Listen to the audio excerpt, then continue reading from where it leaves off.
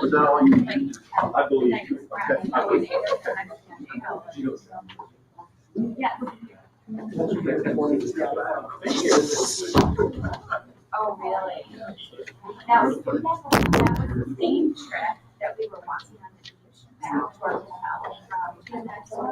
And I heard a gun cock. I got caught in the I didn't know I heard all this.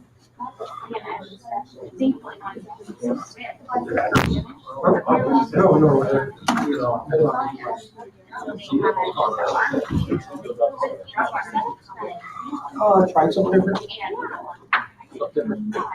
So this is our control, and this is something that Russ wants to experience.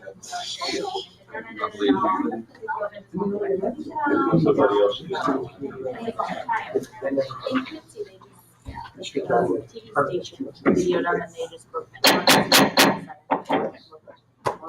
Call this district board meeting, district 205 board meeting to order. Allison? Thanks. Here. Ms. Francis? Here. Westridge? Here. Lyon? Yes. Pickrell? Sherby? Here. Statham? Here. Okay, we can stand for a moment of silence and pledge allegiance.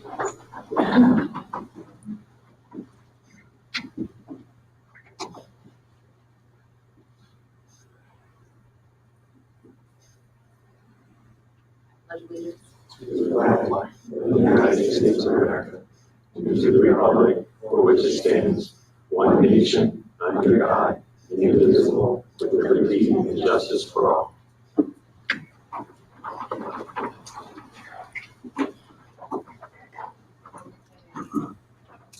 Now is when we would recognize visitors that don't have any sheets. Okay, so we will move to presentations to the board. First up is student council.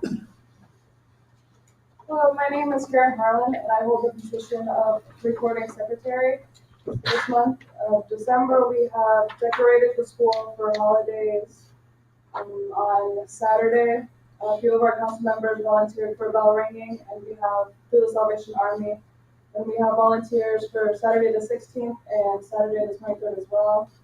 We have sponsored the angel trees that we do yearly. Instead of having each committee do one, which would result in 6 kids, we've branched out to the whole school. So we have 25 angel tree kids altogether. And we've sponsored some through the hospital. And we have some kids from that are struggling in the hospital as well as kind of. Any questions for student council? Thank you very much, Ms. Harlan.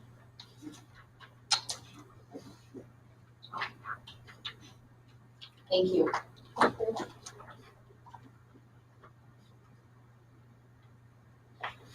Okay, we will move on to approval of the consent agenda.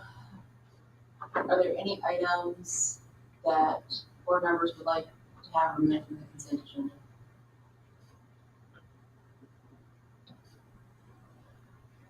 Do you have a motion to approve the consent agenda? So. Second. Any questions? Allison? Sabathis? Aye. Westridge? Aye. Lyon? Yes. Pickrell? Sherby? Aye. Statham? Aye. Thanks.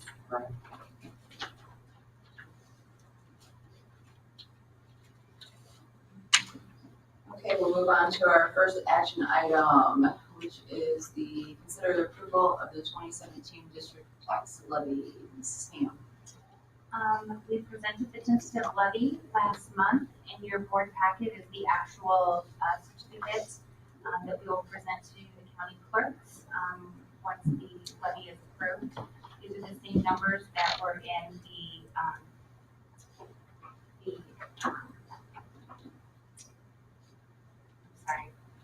Presentation.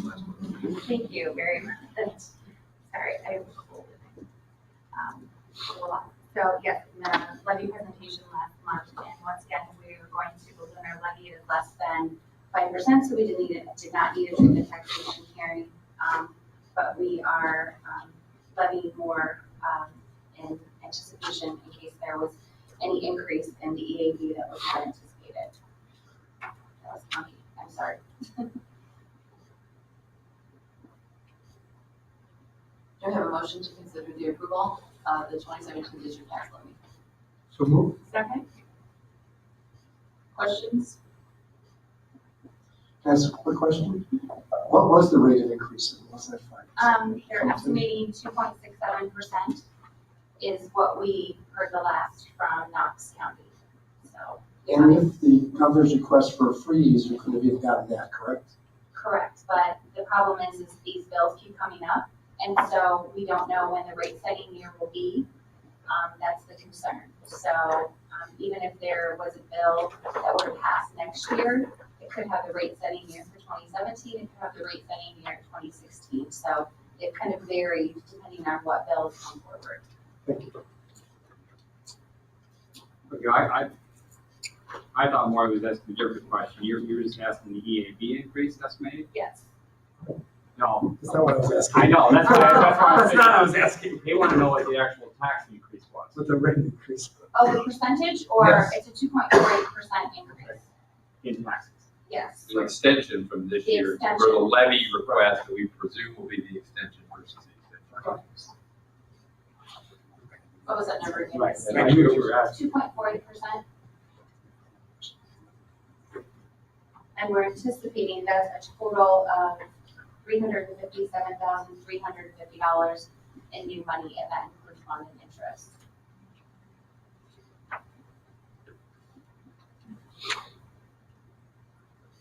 Any additional questions? Allison?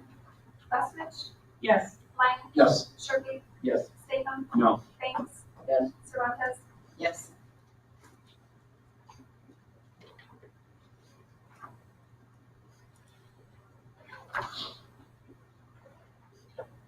Next, we will move on to consider the approval of the personnel report. Mr. Bradburn. Yes, we have that included with your packet. We'll be happy to answer any questions you may have.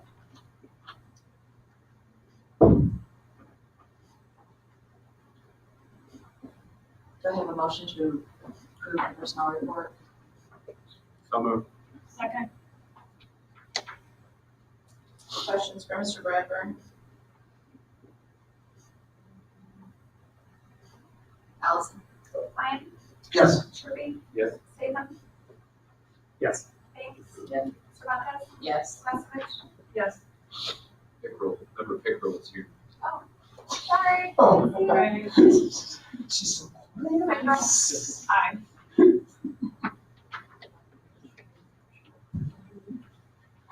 Okay, we will move now into our discussion items. First on our discussion agenda tonight, the videotaping of the board meetings. Mr. Bradburn, or actually Mr. Jacobs. There are similar. You. I looked down really quick. Bradburn's next. Okay. In August, I was asked to develop a team to test the use of a 360-degree camera to live stream or archive board meetings for the public. Member Banks, along with Mandy Spiegel, Russ Ulrich, and Technology Director Rick Lachey met after each subsequent board meeting to view and evaluate test recordings that we had created.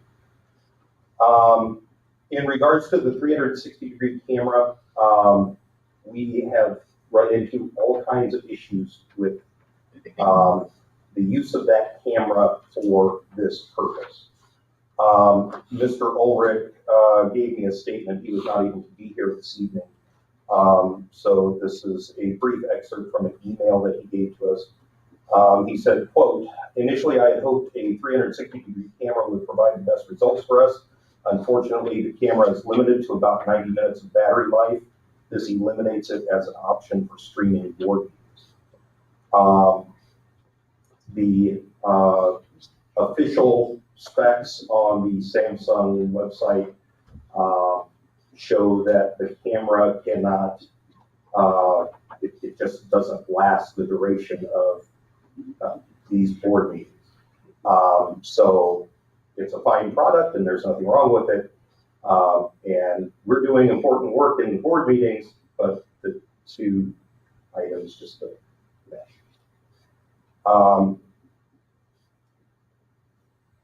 So far, the best footage that we have been able to get has been through a simple webcam connected to a Chromebook, which is really the simplest way. And I apologize for all the cords and mess over there. Once we settle in on a final option, I think we can eliminate a lot of that clutter.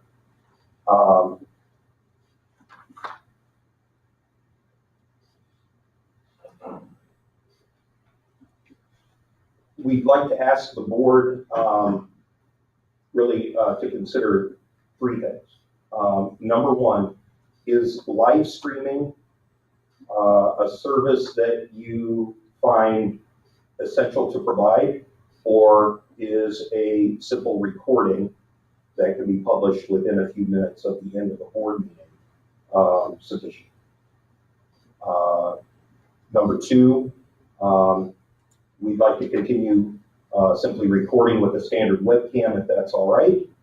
And item three, we do have some other options that may become available to us that we'd like to test as well. So while in August I came to you and I said we would have a final recommendation for you in December, that recommendation isn't here, but we are much closer to a solution than we were.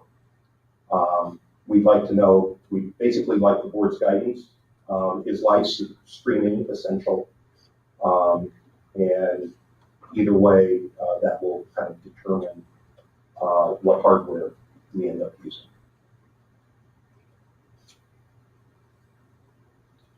Vicki, you're the biggest. Well, for myself, my concern is the taped one that we put online. To me, streaming is kind of the icing on the cake. If we could get that as well, that would be great. But my concern is that folks out there that can't come to these meetings have access to the information in a more timely manner than, because they can't get the minutes until we've approved them, which it ends up being quite a long time before they find out what happened at the meeting. So my personal choice would be to, oh, I don't have this on. My personal choice would be to do the taped where we can put it online that night or the next day. And if the rest of the board wants the streaming, I'm okay with that as well. But again, I don't think we should not do the taping because we don't have the streaming ready yet. So. I don't think the streaming is essential either.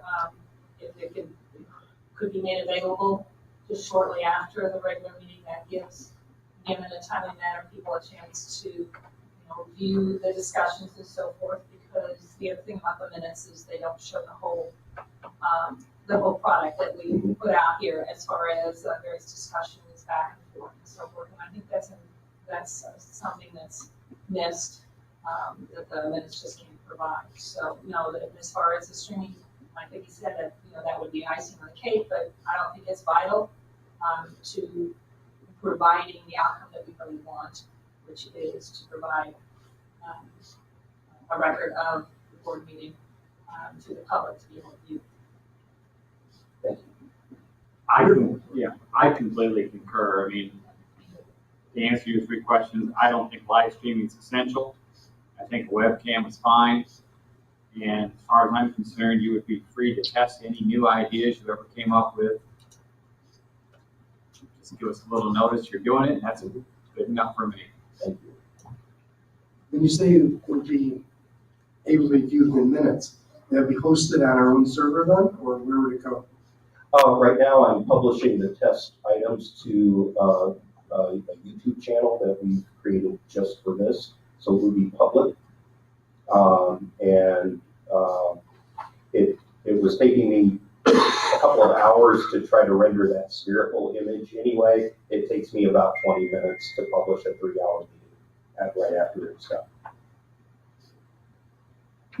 So if we don't live stream, how soon would we be able to have those video uploaded? Like I said, Within, Repeat that like that. I'm gonna give myself wiggle room and say 30 minutes Okay. after the meeting ends. And it's my understanding, we'll have a link on the website then that they can go to, correct? Absolutely. To get to it, so. Yep. This would fall under your other duties as described, or as assigned. Getting longer all the time. And that's okay. Well, thank you. Thank you. And I'd like to thank the committee for all their hard work and endeavor in this.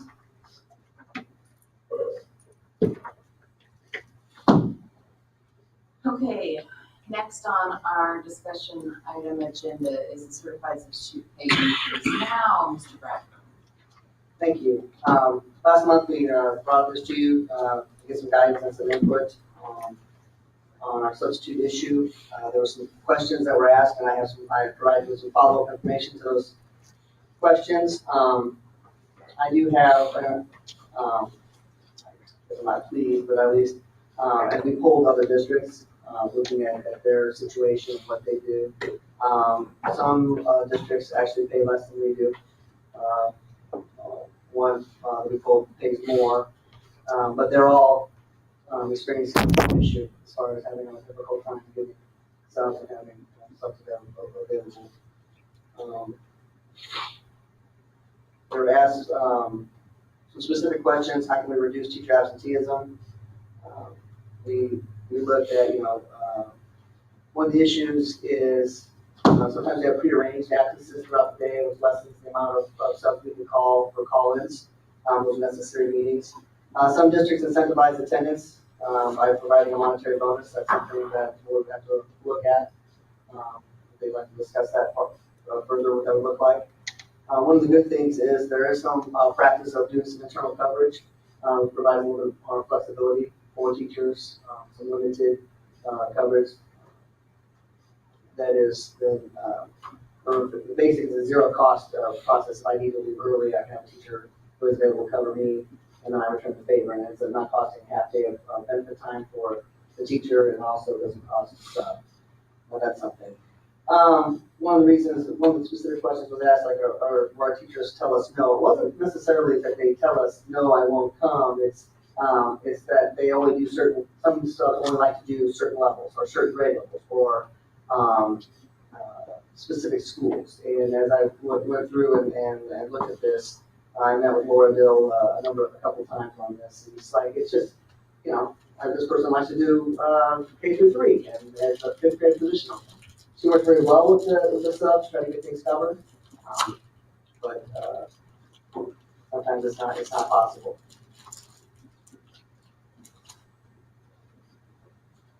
I did go in and look at some other information, just on cost.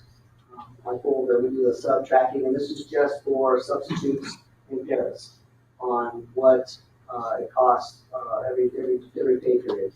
And on average, it's around $18,000 a month through the last 4 pay periods of money to bring in subs. Can you say that again? $18,000 For 2 weeks. 2 weeks, okay. Yeah. I got the reports here that Laura got for me. One back, 4 of them. Represents like 63 people, 52. This is teachers and pairs. 60 and 59. So it's looking at if we can reduce that in some way, that reduces that expense as well. With that, I'm going to try to answer any questions you may have. The materials you shared, you gave a snapshot of them last April. And I'm not sure, and was that just to show we have so many people go on in a day? Is that why? Just looking at there any patterns emerged and just to notice the numbers. It was just information to show. Because that has all job classifications, Right. the administrators, maintenance, custodians. Right. It's not just an issue with teachers and parents. We'd like to increase, obviously we'd like to increase or decrease the need for subs if we can in all categories. But specifically we were looking at, that's why I went back and showed you the information on just the subs. Or I brought that to you tonight. So in her attachment It's somewhere? not, no, that one is not. I just got that today. I can forward that to you.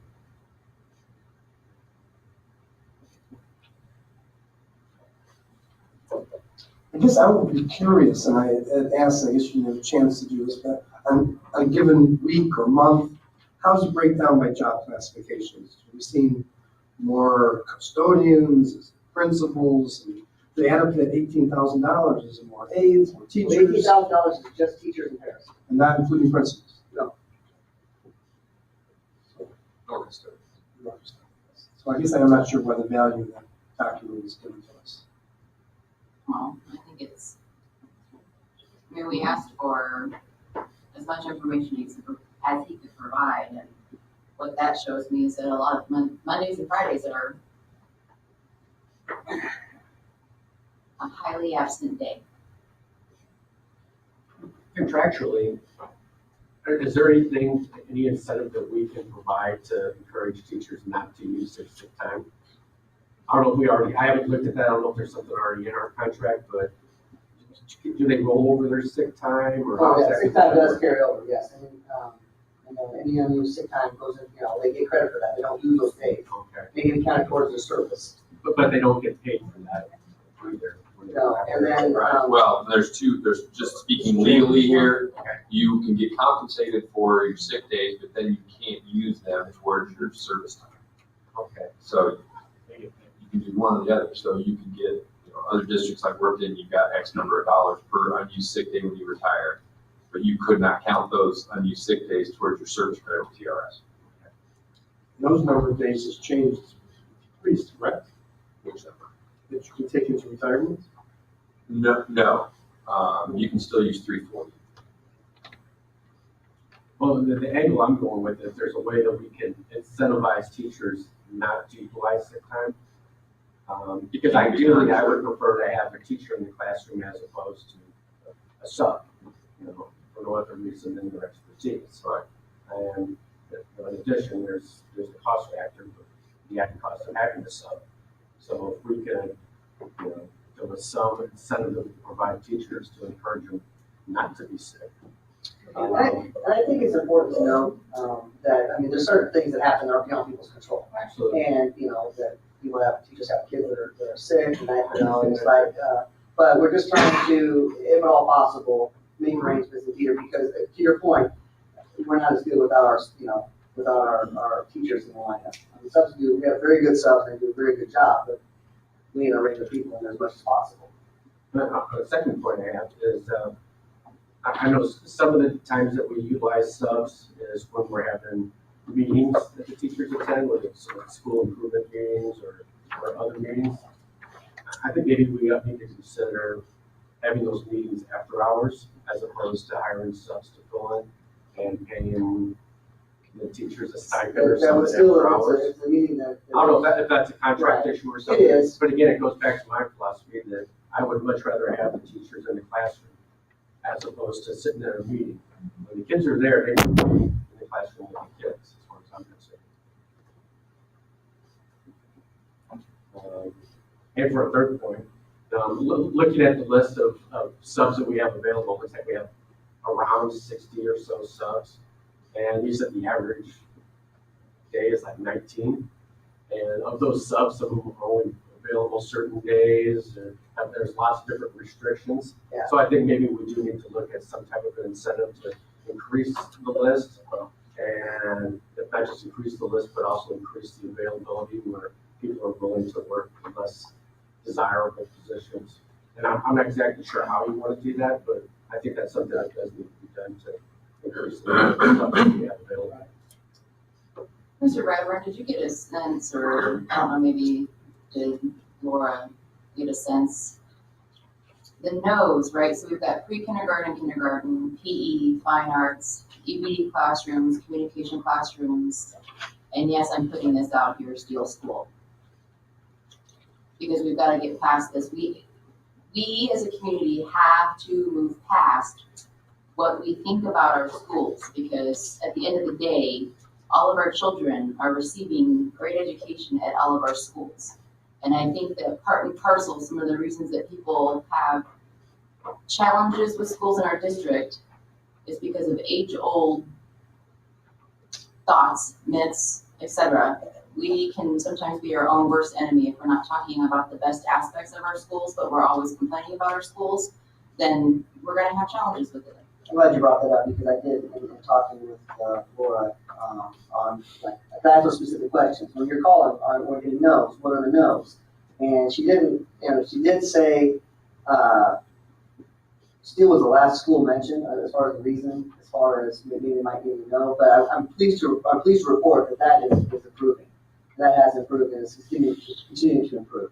So subs are wanting to go there because of a lot of work that Steele's doing culturally with their staff to make that better. So I think that's important to note that I think your point's valid that we need to move past what we think we know. Right. So I appreciate that it's improving, but and that's why I wanted to highlight some of the no's that we're getting, because I think I want to know, is it more cultural or is it I don't feel I have the skill set?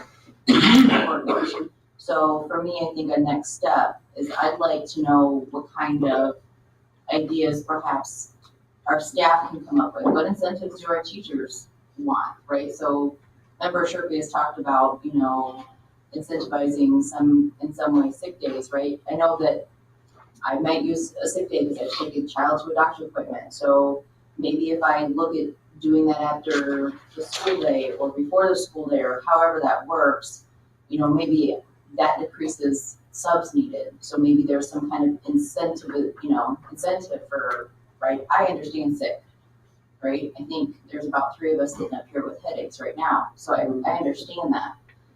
I'm not saying I want you to come to work and I want you coughing all over the students. I want you in bed resting. But when it's in appointments or things like that, what ways can we help them, right? And then how do we help our subs feel prepared in some of these areas where they may not feel as equipped to go in and sub? I mean, maybe it's about educating our subs, but that, your lesson plans are there regardless of what subject. And other supports are in the building Right. that if the sub is having, who your go-to people if you have questions, right? So I think those are some areas I'd like us to look at. What are some incentives that we can help? And in what form they may take so that we can help address this challenge until we can start to see an improvement in the sub pool numbers. I'm still wondering if we could be more proactive in wellness parts. If we could, I don't know if we did it this year or not, did flu shots for our employees. And if we did, I'd like to be able to see if it'd be cost effective to do it without charge. Okay. And to do it for their families, because when people stay home from sick children. You get a whole family immunized for the price of one substitute day. Probably less, because we negotiate pricing. So I'm just wondering there are some wellness pieces that could affect those numbers. Thank you. Bring that back to you.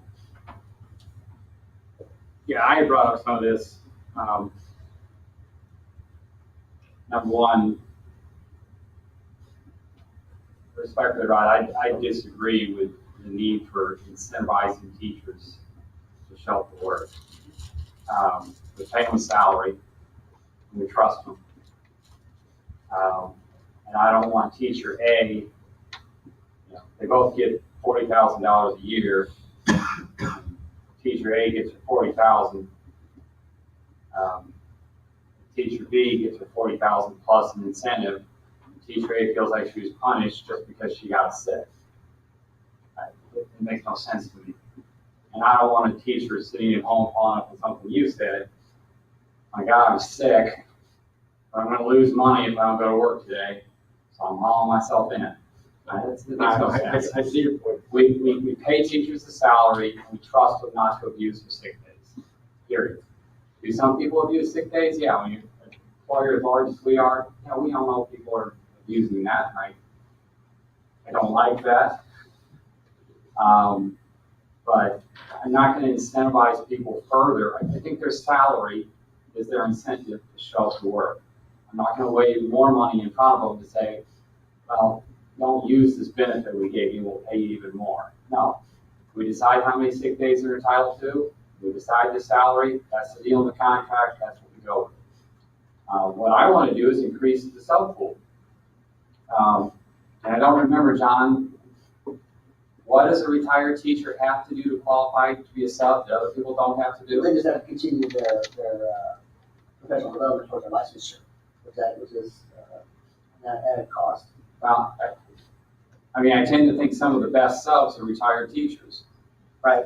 And I would like to incentivize as many retired teachers as possible in Galesburg, maybe in Monmouth, other towns, you know, they're real close, Abington, retired teachers, and say, hey, if you're a retired teacher and you will sub in District 205, we'll help you with all those hurdles that you didn't want to clear. I mean, I can't control state regulations. I think it's silly that the retired teacher is punished, in my opinion, versus the next door neighbor who never taught a day in their life, but it's easier for them to sub. I think we could grow the pool a little bit if we set up a program to helping retired teachers, either our district teachers or other district teachers who want to sub here.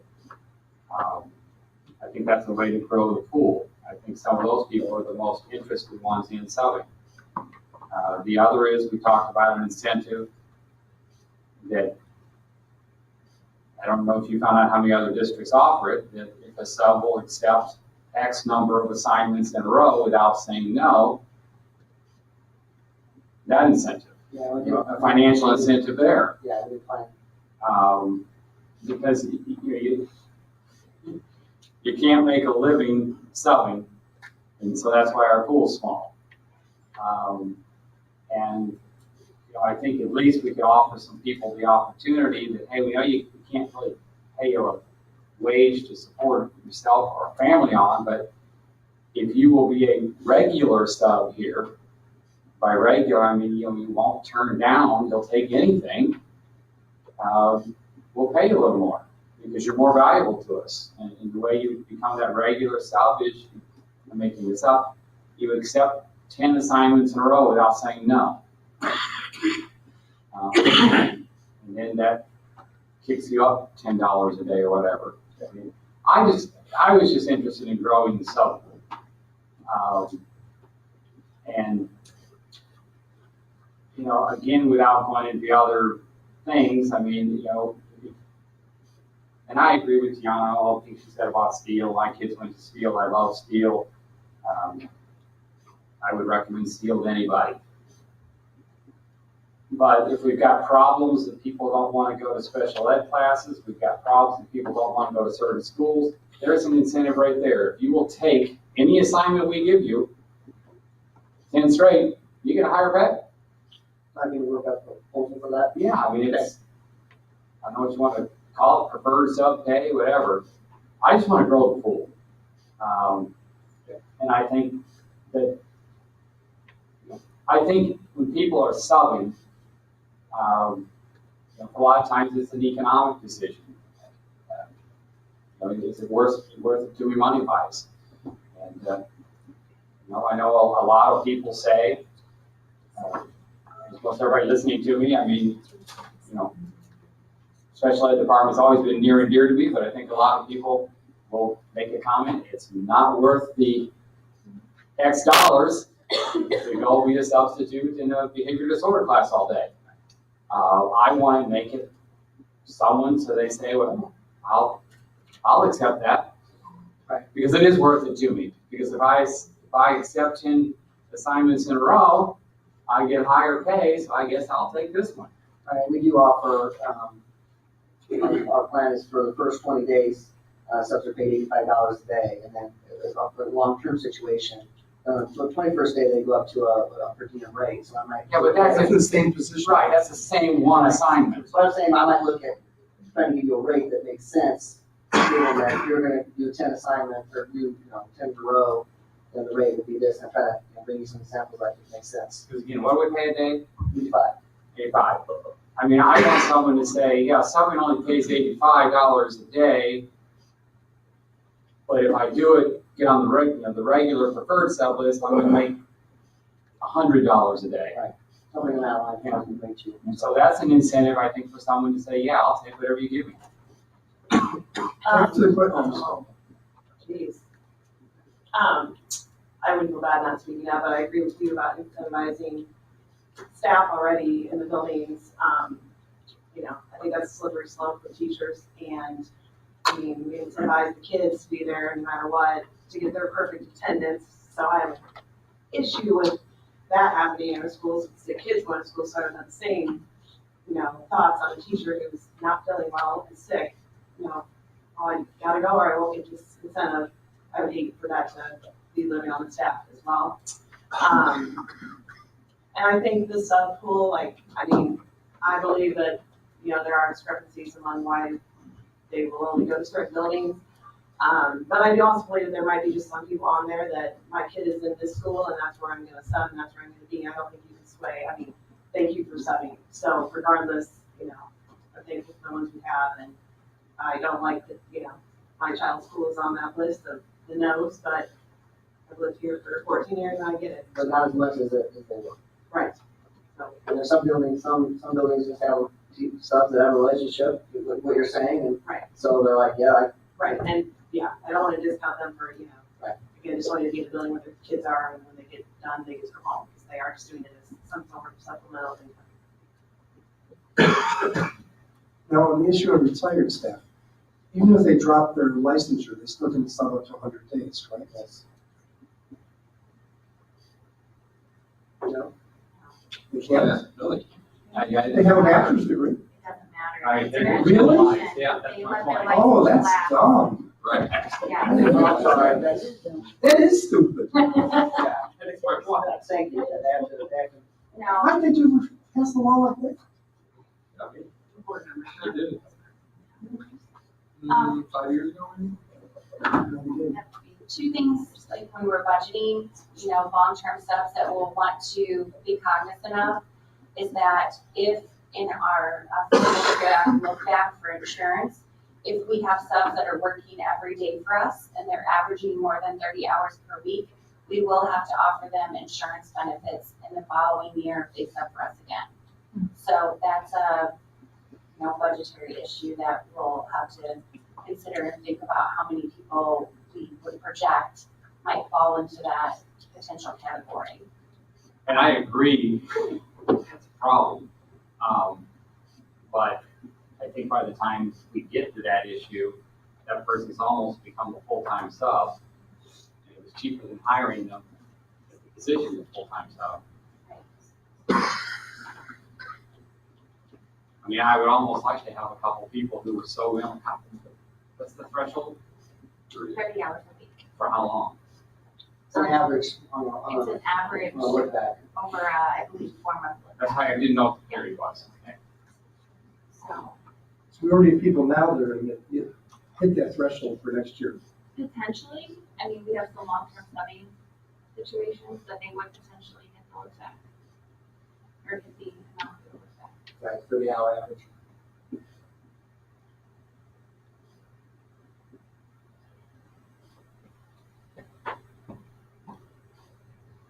Do you feel like we have direction? I do. Well, for my notes here for next month, we wrote down wellness program ideas, program to increase the number of retired teachers in the sub pool, and executive yes rate past 10. Starting point. Right, but was there anything else? Those are the issues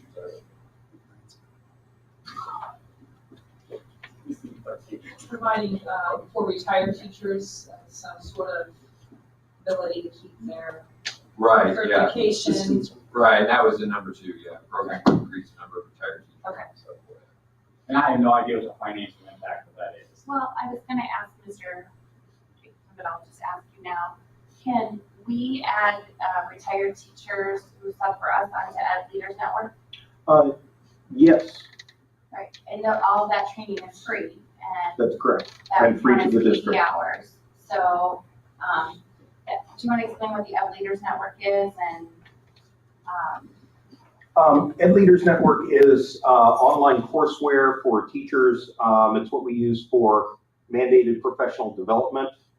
It also allows beyond the mandated PD as well. So teachers cannot count the annual and biannual mandates as part of professional development, but they can take the other optional courseware for their 120 hours that they have to gather every 5 years.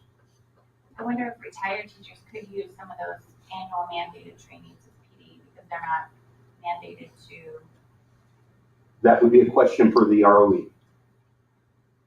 But it's all free, everything that's on there, so It we is, would right. just have to give them a login and then they could log in and they get a certificate that says how many hours for each one of those courses, correct? That's correct. And then that's their professional development proof if they're ever audited. So. That's right. And that is provided free of charge to all schools in Illinois by the Illinois Principals Association.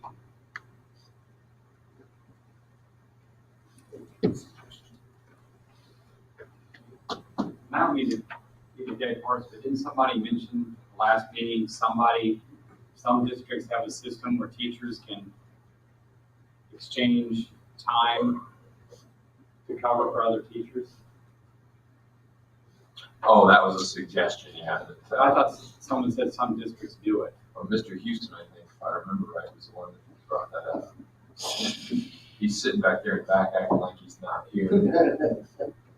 Was you were the one that brought that up, right? That was just a thought I had, to be able to bank time and then exchange time, because internal coverage is still better with a teacher coming over into the classroom than sometimes getting a sub. So I think it's attractive to teachers who kind of have that doctor's appointment that misses a half a block and then their prep period type of thing. So it kind of measures out that, gosh, if I could just give a block and receive a block in exchange, there's really no risk to the district and there's no. That's a little.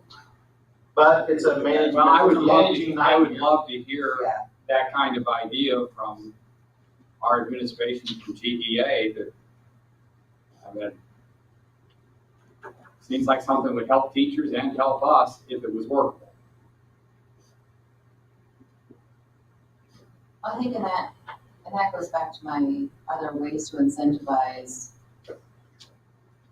our teachers from appointments, right? No, I don't want teachers coming into a classroom sick, and sometimes I'm challenged by our perfect attendance policies, because then you have students that are so hung up on getting that award that they want to go to school when they're sick. So I understand what you're saying, Dr. Pickrell, but I also say that we're working with adults, and I want adults that understand the contract that they signed and understand their sick time and understand their pay and understand their responsibility. And I want them to use some common sense when making those appointments. And if this is a way, banking time or something like that, is a way to help them understand that, no, I don't actually have to make that appointment for 10 o'clock in the morning so that I have to take a half a day, then maybe we can have some conversations about how to stop that. Any other comments? Okay, well then we will move into our next discussion agenda item, which is the joint annual conference report. Which I compiled all those written reports and put them on the agenda online if you need to. So anybody that's on the public side, so anybody that wants to go see that, it will exist there in perpetuity. So if someone wants to go review that, it's a written record. And I thank all the board members for submitting their written report. There's a lot of good information on it.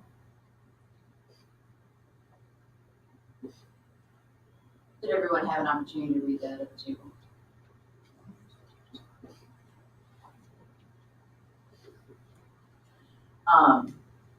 I'm not the historian that our former board president was, because I have a measly 2.5 years at this table.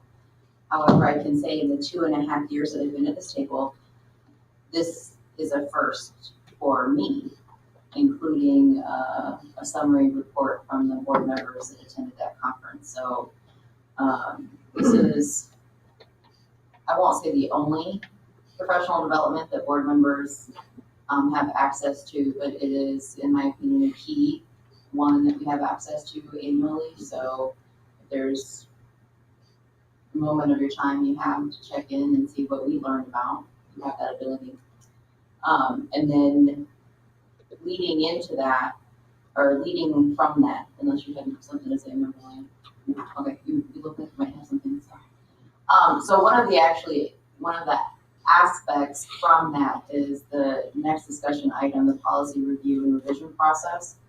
One of the aspects of one of my pre-conferences, and I believe pre-conference that Memberline attended, was about board member policy or school board policy review. So we have this ginormous book of policies that as board members, we are responsible for making sure are updated and current and relevant to our school district.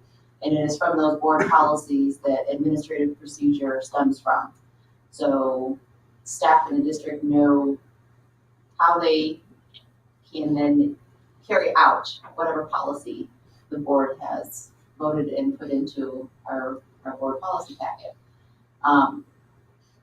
In my 2.5 years of time here, we have not reviewed those policies in a very thorough way.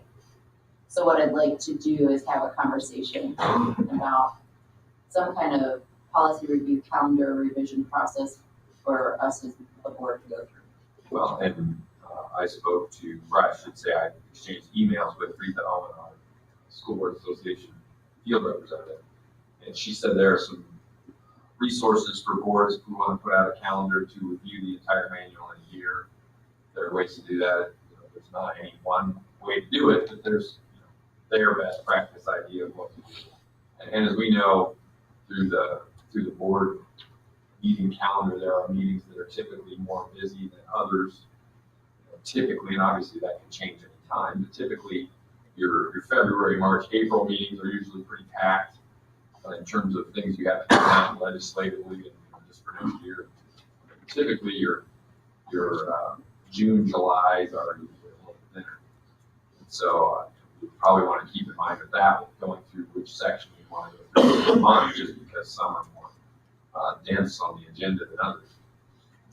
But she did email me back today that I haven't been able to call her yet, but that she has some calendars for us if we want to reach out and get those as options. So I'll get those as soon as humanly possible, and I'll just email them to everybody. You can pick this back up for more of a concrete example of what maybe to do next month. But it's definitely achievable to get this comprehensive review done in a year. They also have a calendar for a 2-year cycle. Shared the session. Well, and having gone through a comprehensive review, this would be the third time if we did it here. It really, there are a couple months that you would really not enjoy it, but really it's not that bad. I mean, it really is. You can get it done in a year and really get the work done without having to really go to a short trip on it. You get into some of the section 7, you will question why you did this. But for the most part, the sections aren't that big, and it really could be done. Like sections 1 and 2, you can get done in 1 meeting. Some of those sections get long. But honestly, we'll do whatever you want. But I think if we're going to start this now, it would be advisable to get it done before the next election, because then all of a sudden you're finishing a 2-year cycle with new people. Well, maybe. We'll see. Let's hope not. But, you don't want to assume that everybody's coming back, because then if somebody doesn't, then you've got somebody brand new voting on finalizing the board policy manual. So where do we go from here? Well, as I said, I will give those resources out to everybody as soon as I get them from her, and we can have another discussion next month to finalize whatever process we want. There's nothing to vote on necessarily, but we can decide on the process next month and then get started. I would be married. Or maybe we can just pick a section that doesn't take much work and try it out in January. See what the process looks like. If you want to do it, we can throw out sections 1 and 2. How does everyone else at the table feel?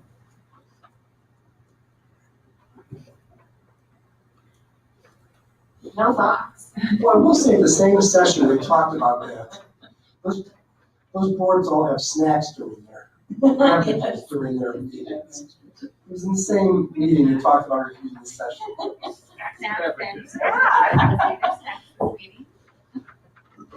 He looked really happy. Yes.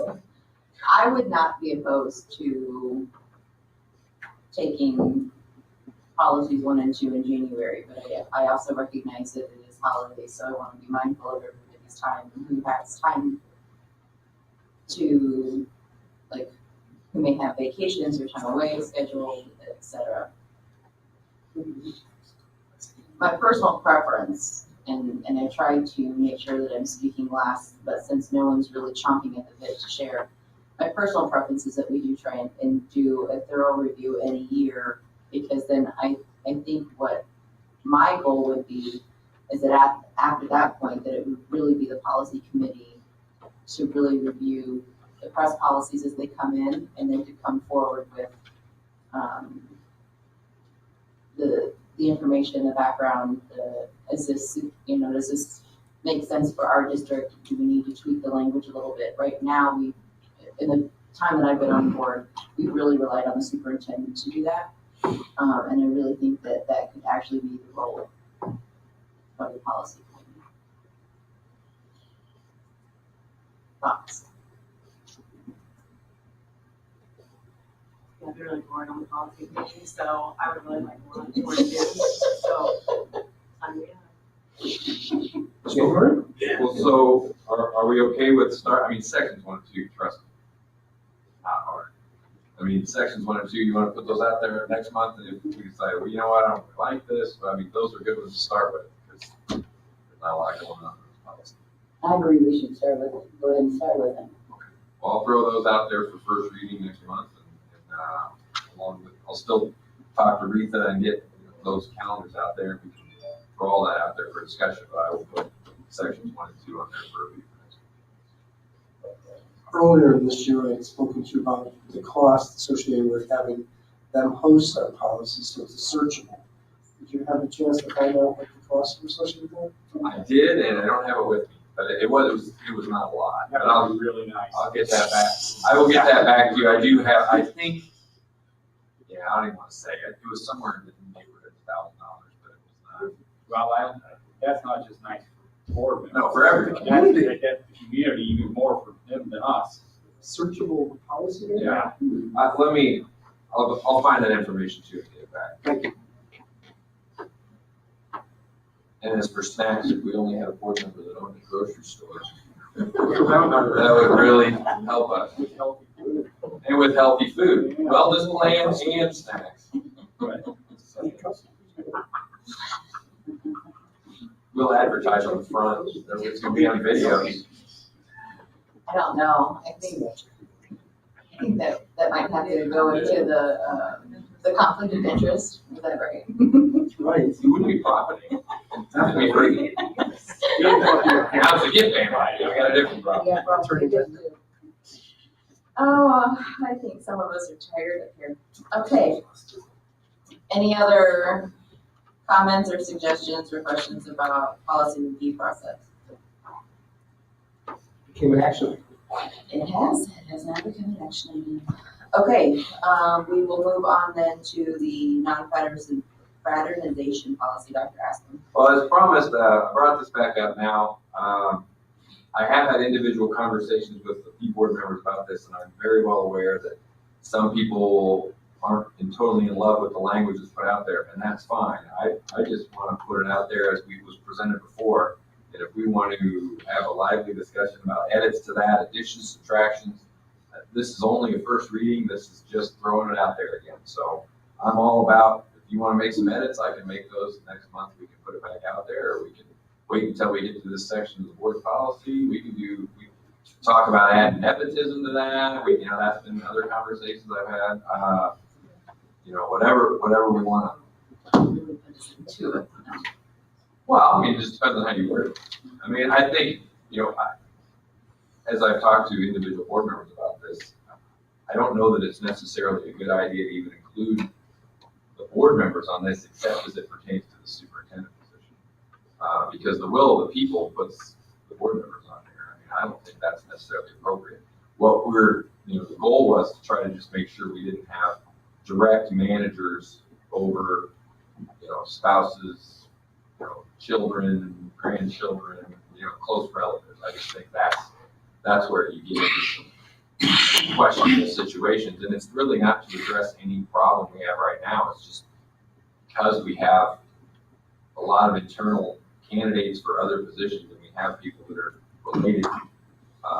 We don't want to be in a position where we really, where we have maybe a spouse overseeing another spouse. I mean, that's just bad.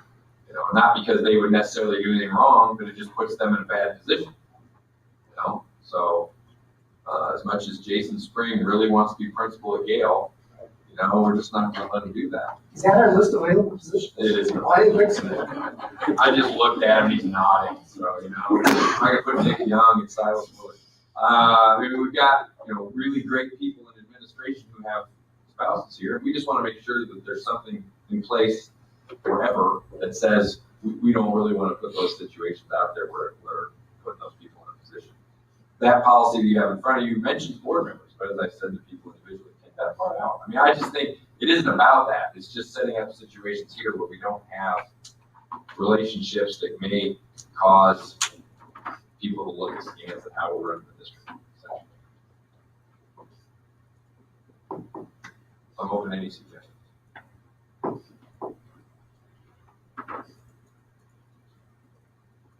Personally, I think it's a very necessary policy. I think we protect employees from power relationships that may be sort of inappropriate relationships. And if people know such a policy, well, polite people don't do such things. Not everyone's always polite. We help protect our staff. He looked at it from a different angle than I was.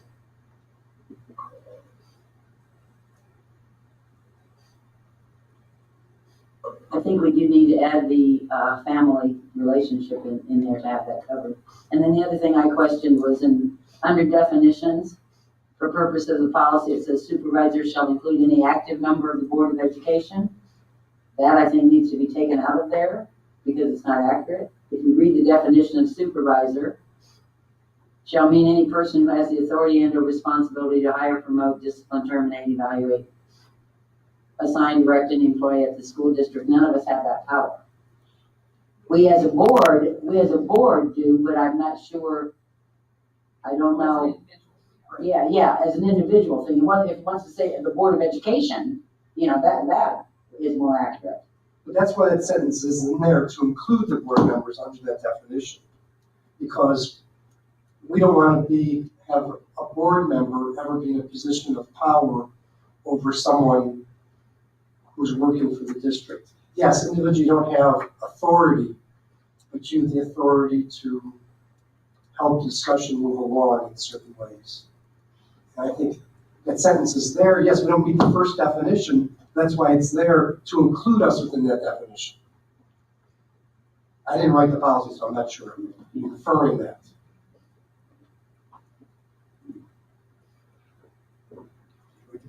I did not know. I wouldn't have written the policy. Any policy? I find it completely unnecessary. I don't mind anti-harassment policies. I don't mind anti-discrimination policies. We were just talking, I did look up, I think we are required to pass the other one. We're going to be required, I think our attorney's going to tell us soon at the next meeting, that we have to pass this new state mandated sexual harassment policy. I have no problem with that. I have no interest in getting into the dating and bedroom activities of our employees. None. And I don't think, you're talking about protecting, I think the only justification for this is not to protect the person in the dating relationship with the supervisor. I think the only justification to me would be to protect the other employees and that employee getting treated better. That I have a concern with. But in this small town, we all who have been here a long time, we run out of fingers counting the couples who have worked in this district at different levels and done a phenomenal job.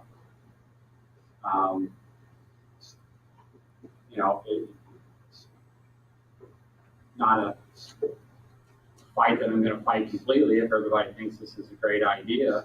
I mean, I do understand that justification for it. I really do. And I think that, you know, if a principal at Gale is in a relationship with a teacher at Gale, this is something we need to discuss and maybe try to transfer that teacher to a different school. Yes. But if there is a single person here at this board office who falls in love with a single person at Gale School, is it something we need to account for? Yes. Is it something that we need to say absolutely no, you're forbidden to do it? I don't see it. I mean, you know, before I came to the meeting,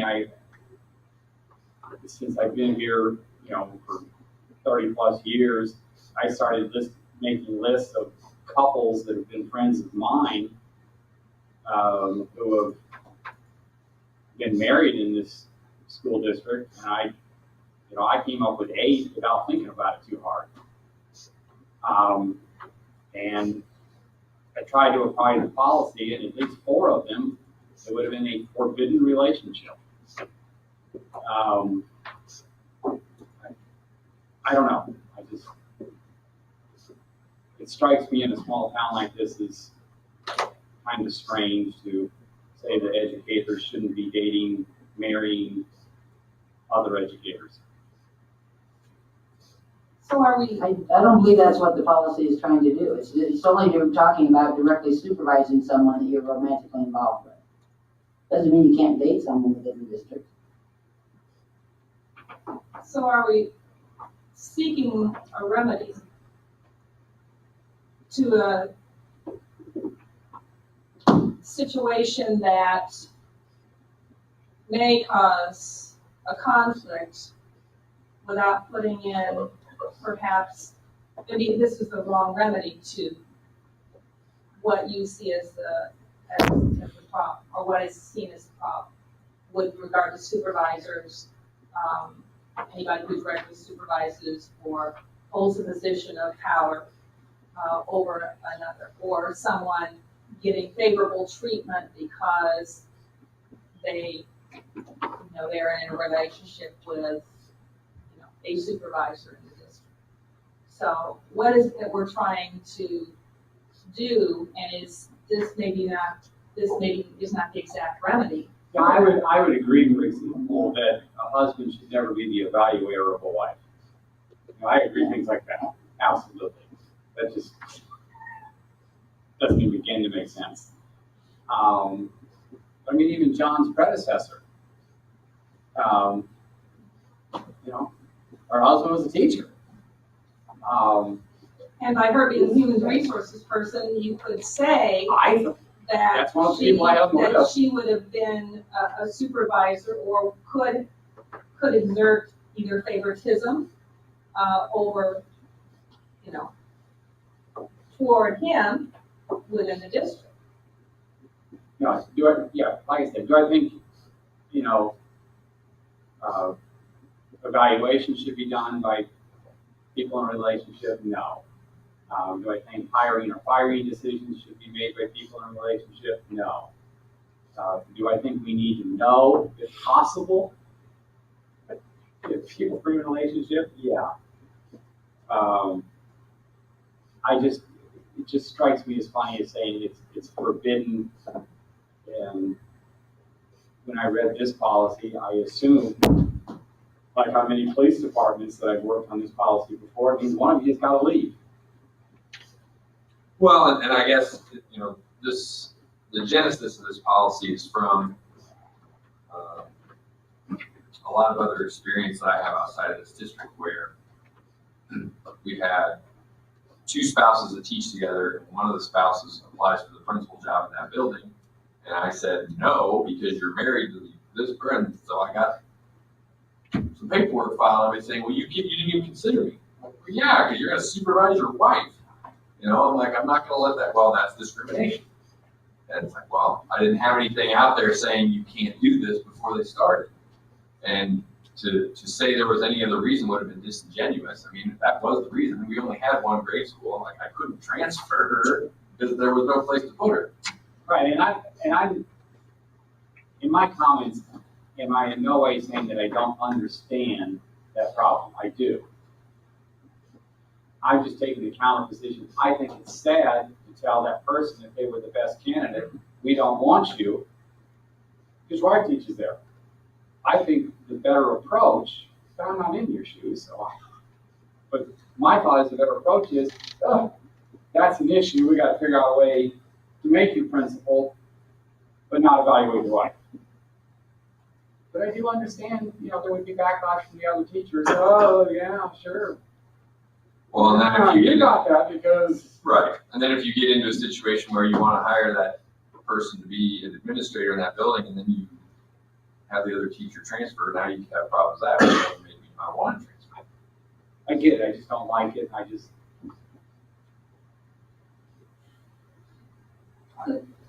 have a question. Sure. Based on the conversation too,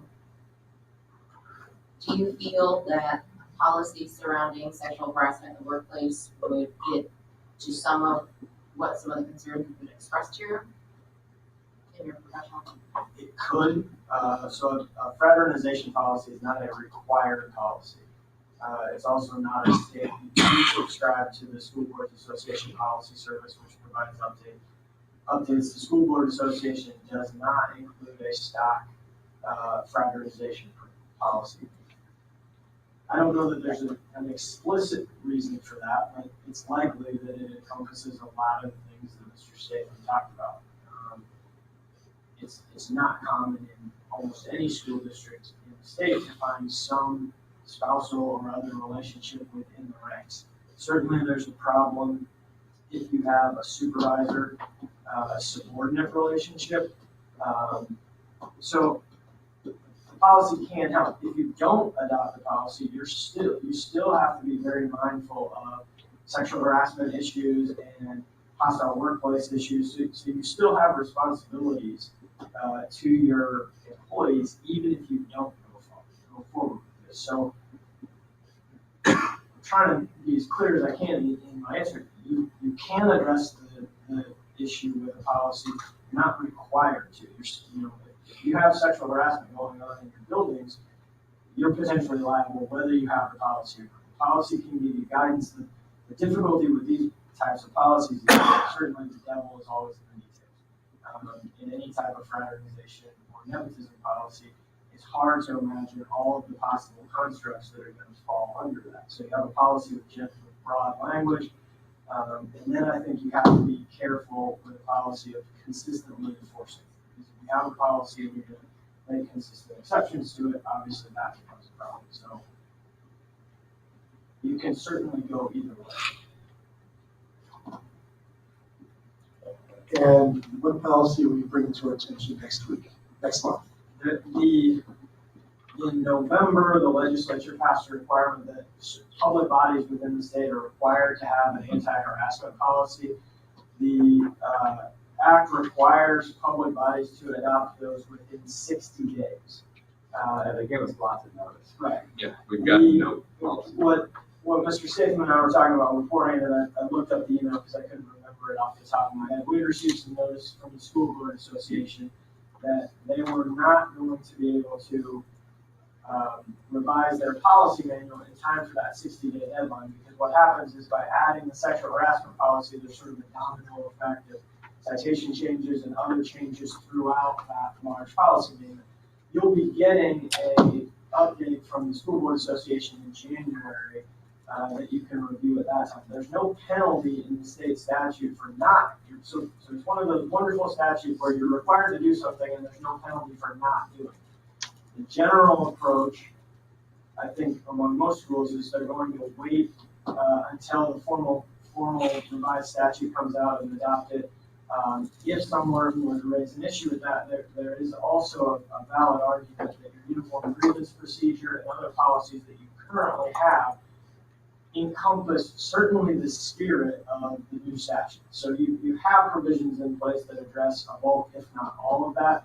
So waiting to adopt something you know, a week or a few days outside of that 60-day timeline is probably not a huge risk.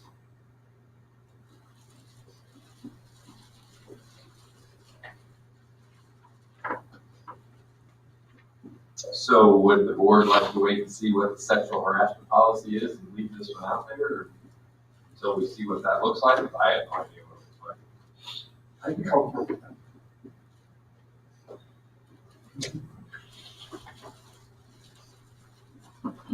Okay, so I work in a world where, active consent is necessary, and active consent is not a yes.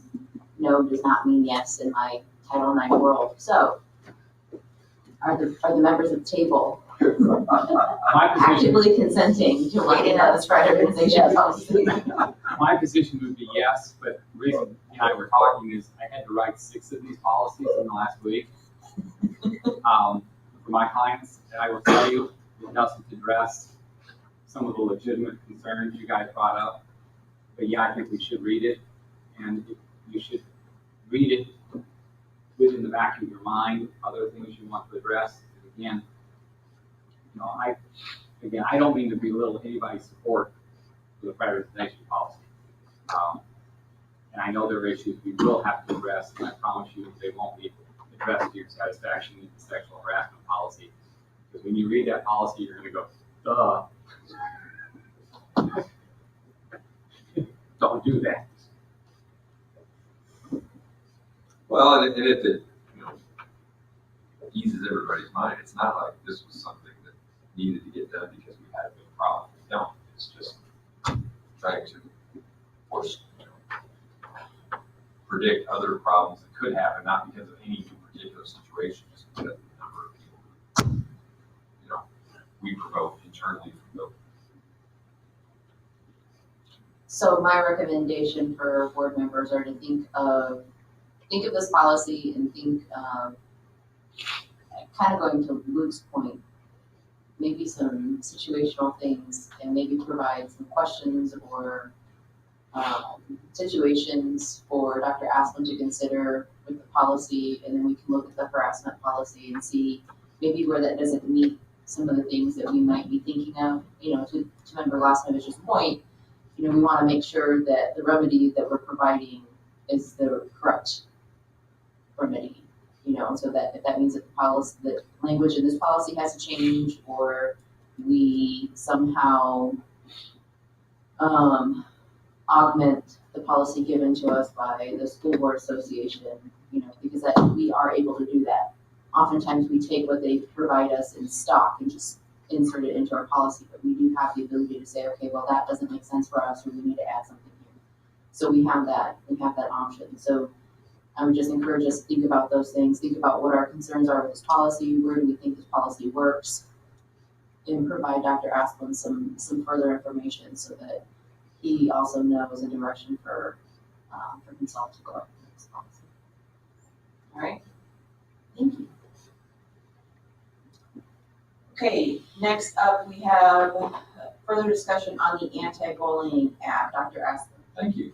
So last month, Mr. Ryberg came to us with some concerns regarding some bullying incidents that have been happening on our buses and perhaps other places. And so he had mentioned an anti-bullying app, and so I went on and investigated that, and it had a lot of great features. I went through a webinar, and then I asked Mr. Sutton and Mr. Houston and Mr. Jacobson to also investigate it as well. The cost wasn't prohibitive, but there was around a $2,000 cost, I believe it was $2,100, prorated for the rest of the year. And so I asked them to investigate it. They basically had the same thoughts I did. There were some great features to it. But then Mr. Jacobson, who is far more talented than I am, was able to create the same app essentially for free. And so I would ask Mr. Jacobson to just get up basically and briefly let the board know what you informed me of right before the meeting. I was just kind of fiddling around at lunchtime today, and I thought, well, I wonder, after sitting through the webinar, most of the things that the app provides, we can provide for free with tools that we already have in place. The only thing was an app creator. It's free. It offers a live chat feature if that's something we want to dive into for our principals. It would simply be sitting down with the principals and getting their input. I have no idea what you're talking about. Can you describe what this does? You hold the phone up and someone stops bullying you or something? I mean, really, I'm serious. I have no idea how this works. The Anonymous Alerts app provides a form for reporting instances of bullying. It also provides a two-way text chat between Whoever is set up on the back end of between the student and, let's say, the principal or reporting, whoever we decide So if should you're be a the Lombard reporting student, you receiver. download the Lombard app, you have Mr. Sutton and Mr. Young, for example, for people that would have access to that information. And so, yeah, we can duplicate that at essentially no cost and provide the same features. Well, the live chat apps I'm familiar with is you have to have someone basically 24/7. Well, that was something that we talked about in the webinar. We asked the gentleman on the other end of that question directly. So most school districts put a disclaimer up. Tell me if I'm saying this wrong. Put a disclaimer up saying that the app, the form, the chat, whatever, will only be monitored between 7 a.m. and 4 p.m. So it's not like it's going to wake you up in the middle of the Yeah, night. but even then, I mean, the people you're mentioning are busy. And I guess it's the bad joke, if you call the suicide hotline, you can put on hold. Yeah, I don't want, someone who's reaching out on this bullying app and, I've got a problem and, the person on the other side's busy. I mean, they can't see it for an hour or two. Let me be very clear. I was looking at the tools, not the policy behind the use of the tools. I would say we can reproduce the tool. The app is much better. That's all I'm saying. If we bought the app, it'd be the same problem. Yeah. Oh, okay, I thought maybe if we bought the app, it's got some. No, it still goes to a person at the school. Oh, So my question was to you, is you still follow the chain of command? It still goes to the appropriate people and it doesn't like. It would all be how you set it up. To you. Right, it would all be how you set it up. I mean, just with the Anonymous Alerts app or with what we set up, it's however you build it. So if you build it to go to John Bradburn, it would go to John Bradburn. If you build it to go to the building principal, it would go to the building principal. It's whomever you put in there as the receiver of that information, that's where it's going. Okay, I had an issue, I reached out to my, my steps of what I need to do and got my answer, so it's fine, so I just don't want it to go straight to the top without. Right, no, I mean, it would be however we want to set it up. No, when I went through, I said, maybe we'd send it to our security people because, they are dedicated to do that. Maybe they would be one of the 3 people you put on it, and then they could compile information and maybe go, oh, well, here's a problem. Right. It's just a way to get information. I mean, it isn't going to stop bullying any more than anything else just because it's a way to get information that, the other app wouldn't stop it. It's just giving us information. If the live chat isn't part of it, then is it just basically texting a complaint from a student about bullying, say to, the principal?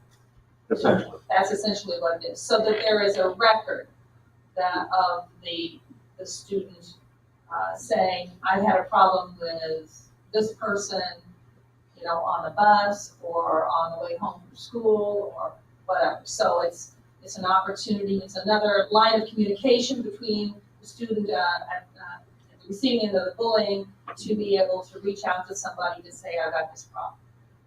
Yes. The advantage I see to that, because our kids are so intuitive, let's put it this way, they're so adverse to talking to people face to face that I could see them using this and taking advantage of a texting situation before they would ever walk into a counselor or an outreach worker's office, or even run into their teacher at school. I think they're much better about that now than they used to be, but still, the immediacy of being able to do that and send a text rather than waiting until the next day to go in to talk to a person. It would provide, then be the responsibility of the person on the receiving end and the outreach worker, the counselor, or whoever was designated to give that information, then to make contact with the student then the next day. Is that basically how it would work? Based on what Anonymous Alerts told us, yes. You put that disclaimer up saying this will be monitored between 7 and 4. If this is outside of those times, contact the suicide prevention hotline, bullying hotline, social services, what have you. You put that right on there. We looked at a couple of schools. Elmhurst 205 actually uses this, and several schools in Texas are using this. And the ones that we looked at, many of them had that type of a disclaimer. That's a line question here. Do you need a phone to make this work? So students couldn't do this because I know every student has a phone, but they do have Chromebooks. Is this something that can be worked through the Chromebook thing? And you can look up the Elmhurst 205. It's basically just a web page that shrinks down to fit whatever device you're using. I can't help but notice, we've updated our webpage so that there is an anti-bullying tab under the parents, and you can anonymously report bullying through their Chromebooks now. Yeah. So the difference would simply be that they'd be able to also have access on their phones, which most people actually, here I am with my phone, and I know if my kids have theirs immediately accessible, as they may not have their Chromebook with them all the time, so they'd be able to. Also, the phone would allow them to videotape or take pictures and have that as evidence as well, especially if it's someone who is seeing it happen, not the victim themselves. Correct? One of just to clarify, the form right now is not set up to be anonymous. That's simply a radio button to turn that off, and it could be anonymous. As far as a video or a screenshot, somebody sends you a text, here's the screenshot, we could add a file upload module to that form very easily to allow that. On the app, you're saying? No, on the form that we already have. Oh, okay. On the Google form will allow that right now.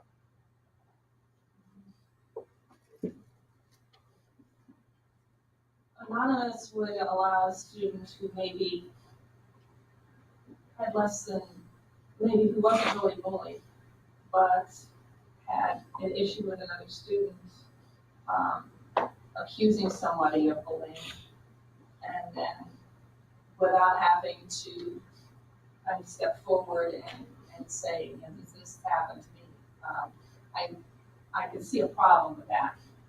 The other part, just the opposite. I'm concerned without some accountability where it's coming from, that there may be some fallacious information shared. Yeah, I mean, that's member class. Oh, okay. That's what I'm saying. That's what I'm saying. Yeah. So for me, I appreciate the work done on the app, and I think that there are some advantages to an anonymous reporting form.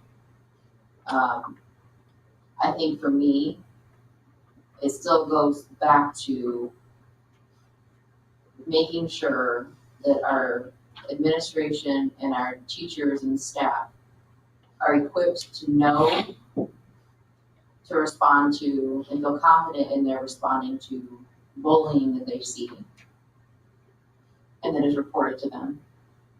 And for our students and families to understand the difference between bullying and one-off incidences or even two-off incidences, because there's a challenge with a particular kid.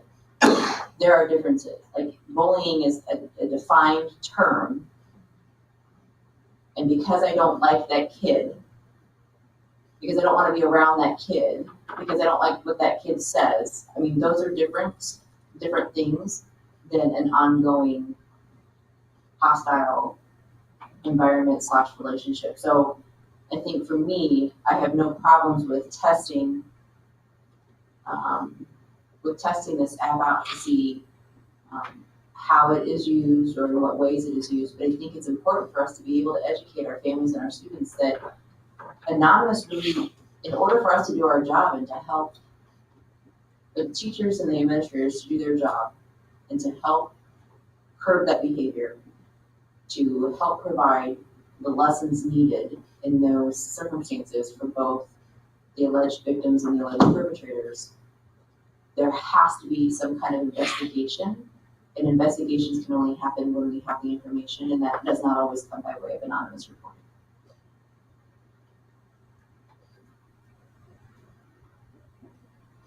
As a police officer, I always appreciated having a witness that would testify to events that occurred. However, I also accepted the fact that sometimes we'd receive information anonymously, and we would still follow up with an investigation on that to verify the truth and validity of the accusations. So I can see a benefit of both having, somebody putting their name to a complaint or a witness to a complaint, but I think it's also important to not ignore anonymous complaints as well. Would this be, I'm trying to look up that first one. I tried to look it up too, and I couldn't really find it. Is there a way for, do we have a volunteer to be a test pilot? I'm looking at Dr. Asplund and the administrators in the room. Mr. James is gonna pull it up here.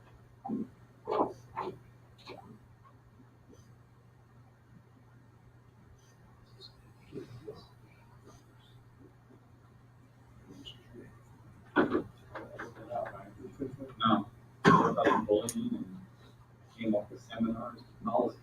I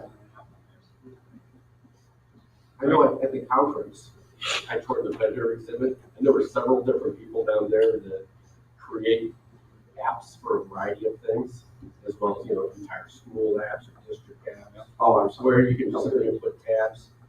I like the idea of being able to do something free, that we can do it in-house, but, No, and I, this is just one vendor that sells a product.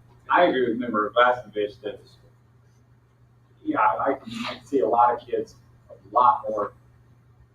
feel a lot more comfortable getting on their phone and reporting a problem. And I'm even thinking of a kid who is not being bullied, but knows someone being bullied. And I think that's the people I would see using this app, just to let somebody know at Lombard that they want to do something to stand up. Are we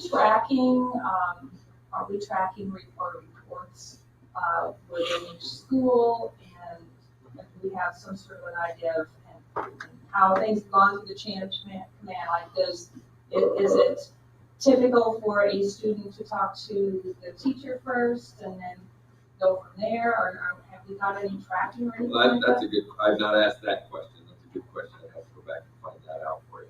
Yes, we do track incidents of bullying, but I don't know. So that's a good question.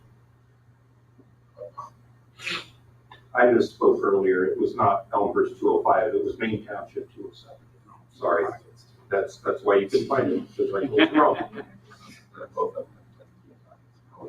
Yeah. Is this the app? Are they using the app that you reviewed, or they made their own? Okay, Main Township. Main Township, this is the Anonymous Alerts branded app.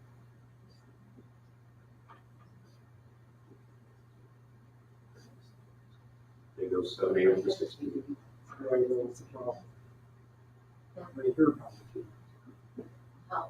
Mr. Ryberg, I understand that you have your hand up, but this is actually a business meeting, so I have information. I'll suspend the rules so that you can provide some information, but I do want to acknowledge that it's not typical. What would you I like? understand. What would you like us to know? There are school districts across the country that have been using anonymous alerts since 2014. They use it for 3 years because it works. Also, I would expect that as the students become aware that it's available, I would think bullying incidents would go down. That would be interesting, actually, to note, if we could reach out to. I asked that during the webinar. I asked for usage data as opposed to just raw data. They couldn't provide that to me, specifically to what after school reporting versus during school reporting, and they couldn't get that information for me either. That was important, I thought, to note, because we see a lot of ours that does creep in from the outside, as you know. We get a lot of ours through email, we get a lot through teacher tells us, and then we investigate. Kid stops in, best friend stops in reporting. So it's various forms of reporting that we see. I would say that after sitting there, I think the money needs to, if you're gonna spend money, you spend money on the campaign and the awareness piece as opposed to the tool. This is a great format, and that format is, for any school that buys this, you can put your letter, you can put your logo on it, and you can make it fit to your demographics, and you can make it report how you want to. But Matt can do that the same. For me, it's the awareness piece that comes out in front of it to educate our kids. Do they know where to go and find it? So if you're gonna spend money, yeah, $2,000, it's a nice app. I'm not gonna say it's not, it gives us data, pie charts, really nice pie charts and everything. But in all honesty, I think the piece that needs to be really looked at is the awareness piece and the push out. Now, we're gonna push it out and get it to the kids. Do they know at a bus stop where to go and put it in? Do they know when they get home where to go and put it in? And is it for elementary age too? Is that what Yes. It would be available for anyone, And that either is- the form or the app.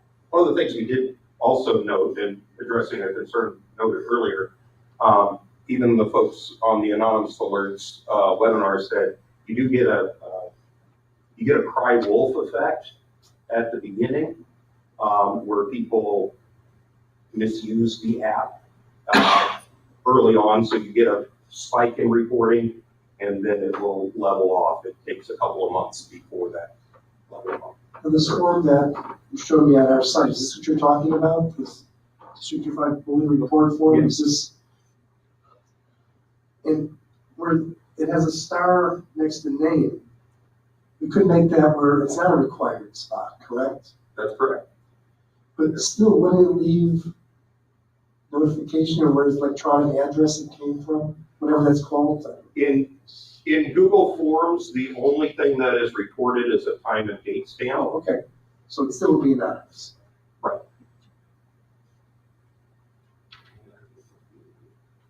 Through the counseling department at the high school, we've used a Google Form report for a few years. I'm curious to know what the anonymous alert augments over the Google Forms. I don't understand what that program brings that we can't use through the Google Forms. The anonymous alerts, again, allows the that two-way chat, text chat back and forth. With the school official. Student with school official, yes. That we could not duplicate with the Google form, but at lunch today, I found a free app creator that allows a two-way chat through the app. And so we just have to, we create a separate one for each school and designate, that building's contact person as the person that text message would go to. And So what you found, there is no difference between the two. I can create something that's very similar, and I would hate to infringe on anyone's copyright in doing so. So I would want more guidance before I went any farther down that rabbit hole. You had been thinking through the research, first of all, but you had said that it's prorated, the anonymous alert. What is it, like a yearly rate? I believe it's around $4,200.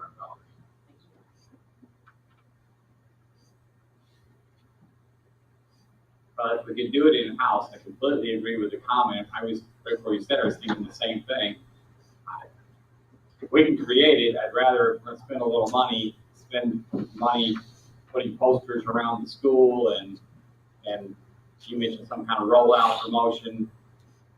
You know, at the high school level, you get student council involved, and that would be a project I think they would heartily endorse in how to do some kind of rollout promotion, and it'd be great to have some nice posters throughout, you know, each of the schools.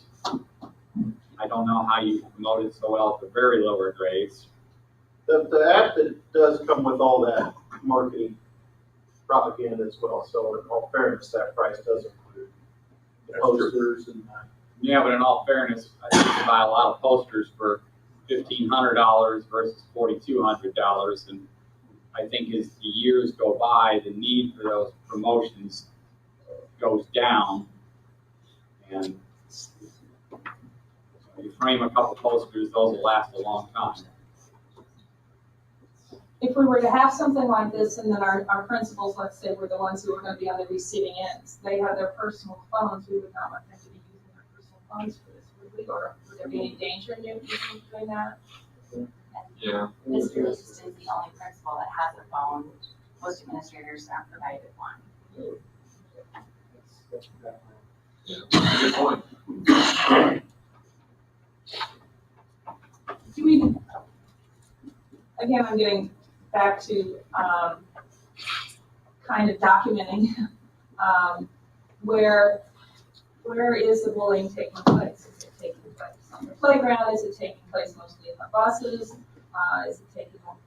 Is it going on inside the classroom? I would hope that there would be very little that would be documented going on inside the classroom, although I can understand that that's still going to be the case. But I would like to know, where are we having the most problems, so we can kind of focus in on those areas. If it is on the playground, and focus on that. If it's on the buses, or the bus stops, then focus on that. On buses, we've got cameras on all buses, right? The information we've been dealing with, we feel that the best place to address most of it is on the buses.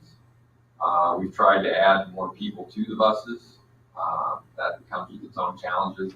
A lot of what we've talked about here tonight, trying to get folks to get there. So that's a place we've tried to address right away. I'm sure we can always do a better job of trying to communicate with students, who to talk to and deal with teachers on training them on how to identify. We do those things, but it's, something we continue to need to try to make sure we do it a lot. So I would say there are a lot of places that it could happen, but the most, and it makes sense why it happens most on buses when there's, a person on a bus trying to drive 50 kids down the road, and they can't, be everywhere. And so, those are a lot of the places where we are trying to add more personnel to try to deal with those, so that there's more direct observation of what's going on. There's not a lot of times in the schools where kids are going to be unsupervised for very long. When they're walking down the hall, at times we do have cameras and there's places to backtrack those. On buses, we have cameras, but it's after the fact. And sometimes, and you can't really, if somebody's just saying something to somebody, you can have all the cameras in the world, you're not going to know. So it's, a lot of what Mr. Ryberg brought up last month, he's not wrong. Those are things that we have to deal with. Those are things we have to address all the time. And, I think the idea of putting out something that gets us more information should be a good thing. There's going to be issues with that. And we're going to have to deal with the cry wolf syndrome for a while, I'm sure. But I think taking all the comments everybody said here tonight, just continually monitoring that information. I think, asking how the bullying is typically reported is an interesting question to figure out. Maybe we're not taking full advantage of some avenues of information, and making sure that the kids know where they can report to somebody and that they're dealt with, with all sincerity, and having people understand what the difference is between, hey, that person may be mad versus there's a power differential that's pervasive, it's ongoing, and that it's actual bullying. We need to make sure that we're dealing with all those issues. And I believe that we deal with them all as they come to us. But I'm sure we're not getting all the information too, just because some people are. Well, and to also Boscovich's point, you know, it might be that student A has reported it to, you know, the counselor, and may have also reported something different to teacher B. But if we don't have methods in place where the counselor and teacher B are communicating, then the counselor has one incident and teacher B has one incident, but they haven't put the incidents together. And so they each think it's a one-off, where it could actually be a pattern of behavior. So I think, you know, to Member Glasnovich's point about data, you know, who are our students reporting to, and what systems do we have in place to kind of track that holistically, rather than, is the counselor the first person, is the administrator the first person?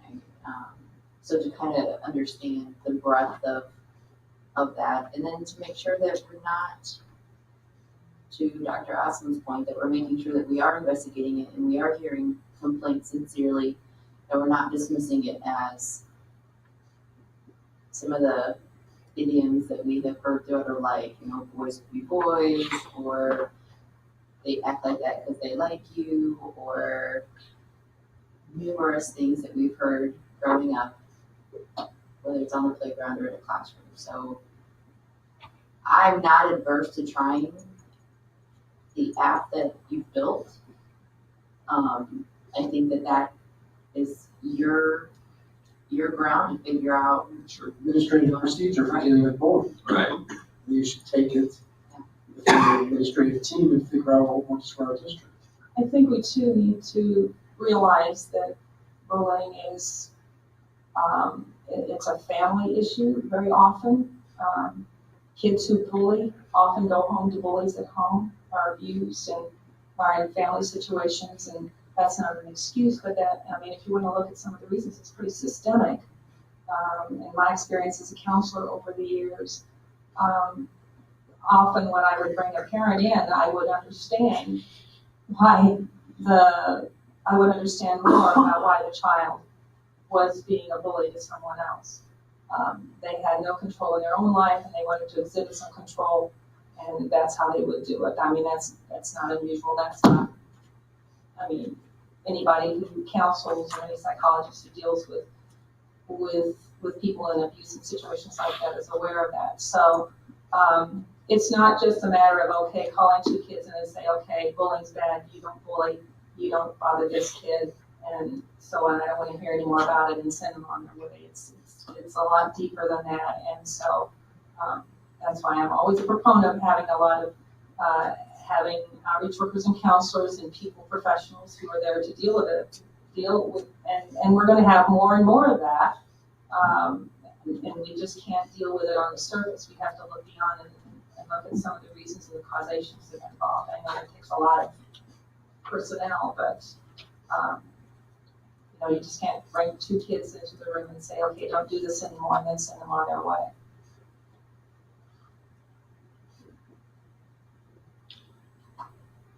Well, as I said, last month it was brought up in public venue, so I thought it was appropriate to bring it back this month to let everybody know how we've been dealing with it. And I feel like we've been putting the proper time in to investigate this app, and it gives us an opportunity then to look at our own practices. So we'll keep you updated on how we move forward with this, but understanding we're not informed by any stretch of imagination. We're also not ignorant, knowing that we're not catching all of it, but we're trying to do as many things as we can to get as much information as we can to do it the best way that we can. And that'll be ongoing forever.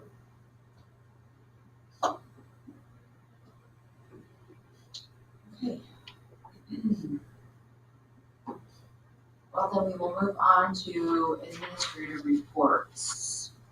Update on district building projects. Well, I think everyone wants an update on the Silas window. I will tell you, I drove by Silas at 420 today, and they were putting the window. So I was very, very excited. So then I was told by Member Pickrell that the plywood's back up, and I was like, I have not lost my mind. I saw them putting in that window. Well, they were putting it in to make sure that it fit, because they're putting it in tomorrow at 2:35. So if anyone would like to go, I'm happy to set up chairs outside and we can all sit and watch the infamous window go in. Let's not christen it with champagne, right? Yes. The problem is yes, there's a big but. So the problem is that the window is not correct. So this is the fourth time the manufacturer has made the window invalid. And they're the experts in this, right? Correct. Yes, so they're going back to the manufacturer. They're gonna put the window in. It's just that the lines are gonna go the opposite direction of the rest of the lines. There will actually be glass in there, but then we will be getting another window. So I had made the comment to Chad from the glass company. I said, well, we'll just keep that and we'll use it in case we have another window broken out and we can just at least put that in there. And they measured all the windows today and we have 10 different windows and 5 different sizes. So there isn't even uniformity in the windows to be able to use that piece of glass again if this happens. So it's sort of just this ongoing nightmare and just something that we need to be really cognizant of that have happened in a couple of our other schools with remodels is that it's really important to have people like Mr. Reed at the table when we're working with architects because we need to make sure that the fixtures and the glass and everything that we're putting in is readily available, inexpensive to replace, and that our people can do it in most instances. And that hasn't been the case with some of our remodels and some of our newer buildings. So tomorrow by 4 o'clock, hopefully we will have at least glass in there and the board will be off. So, yes, so that's all that I have for building reports. The roof's finished too, right? The roof is The finished. downspouts are? And they were doing some tweaking today, so every once in a while we'll hear an alarm banging or drilling of some sort, so, but yes, for all intents and purposes. I do have one other item on district building projects. I did meet with a couple of architects from the same firm last week, and I was very intrigued by a product that they have. They said that they would share with me regarding a scoring sheet for future-ready building. So as we have our facility plans that we have, or options that were given to us last year, there's really no basis of understanding of why you would still pick one building over another. I mean, there's not like some consistent educational focus on those buildings. So what this does is it has an educational focus and you give each building a score as to whether or not it meets your educational focus. And I thought, well, that would at least be interesting to look at to see if there was some underlying score that we can apply to buildings and say, well, this building is not like these other buildings, and we need to add, to make the scores the same for all our pod schools, for example, it would cost us X amount of dollars. At least there would be some educational purpose behind each of those. So I'm doing some more investigation of that. So that's another item that we may be bringing to you in the future. Just this would be, some concept to use to make decisions on the future use of buildings. Great. Any additional questions? Curriculum, Dr. Esplin. Still moving forward with our February 15th deadline for horizontal articulation of our curriculum, so that we start our vertical work. It started someplace, so we're officially building our vertical work on February 16th. Okay, questions? Human resources, Mr. Driver. The work with iWork, auditing some of our positions with custodians, food services, I'm going to look at the job descriptions and see if there's some processes that can be improved to increase safety. That's ongoing, that's going on. I wanted to give a shout out to some robotics team from Yale School. They went to a competition this weekend at Bradley. They took 2 teams. And so they won a Judges Award and a Core Values Award. I'm kind of geek with this stuff, and so I just wanted to say that. The Core Values is, it's all really cool. The Core Values deals with some things that we've been working with the district already on working as a team. How to be a leader, how to be a team member. It goes along with some of the things we're working on with Great Guilford Shake. So it's all nice to see that we're being able to transfer those and really be successful. So congratulations to Gill School. Questions? The only school with robotics team. Yes. Silas has 2 robotics teams this year. Oh, So what did you say? That Silas has 2. hang on a second, I'm sorry, so Silas has, They're not competing this year. It's called First Lego start of League. the year. fantastic, okay.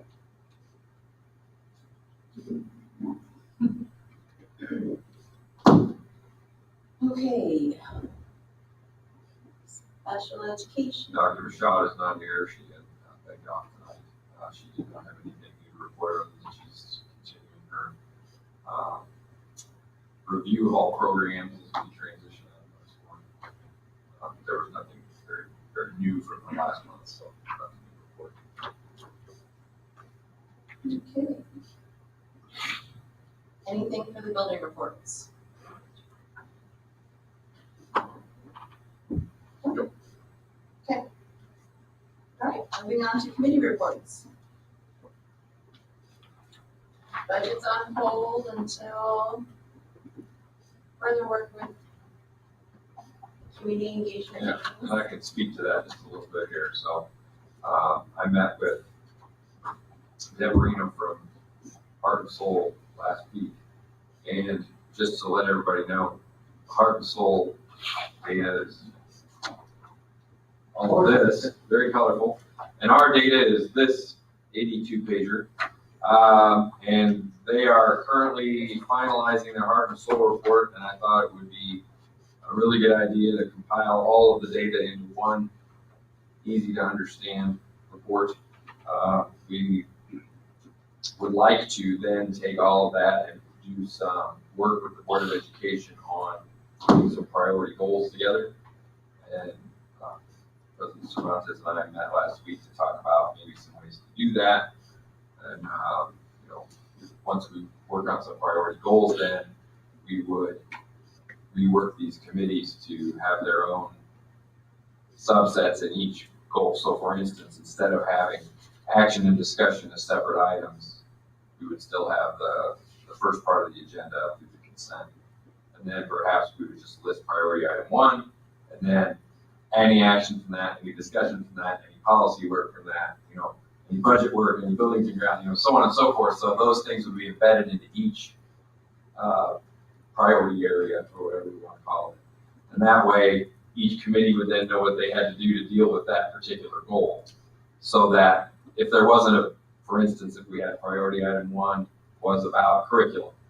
If there wasn't a budget item that month, we just wouldn't even put it on the agenda. We would say, okay, we agreed that that's not until April, and then we would put it on there, and then there would be a. So we're going to need to get all this data obviously compiled. There's lots of stuff to digest here. And the timing maybe wasn't perfect. I would have liked to have given you the results already, but considering Heart and Soul's any day now going to give me the final report, I thought it was probably a better idea to wait until all that was done, to just kind of throw it all out there in one large presentation, and then we can talk about priority items. So, did I miss anything? Questions? Okay. I mean, I would just, I guess I do have something to add, just to elaborate that. So then, not only, I mean, we at the table know where our agenda items are coming from, where the discussion items are coming from, but reworking the agenda in the way that Dr. Asplin mentioned would also allow the community to have a better understanding of what either, you know, policy or priority or, right, so there would be a direct alignment so that it would, if you want to say, oh, what policy is that related to, they would be able to go look that up. Or, oh, that's the strategic plan, priority, whatever, and that's great. They're working on that. There's movement on that. Because right now, some of our agendas might feel rote, and people were like, well, I don't know, why are they doing that? We know why we're doing it. So maybe right now. Okay. Buildings and grounds. Nothing to report, no more. Curriculum.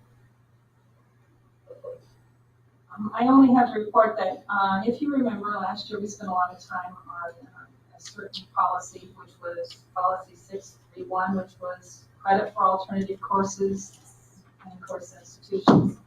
And at the time when we okayed the changes to the policy, we kind of said, if there needs to be some tweaking, or we find out that this is not working best for our students, then we could revisit it.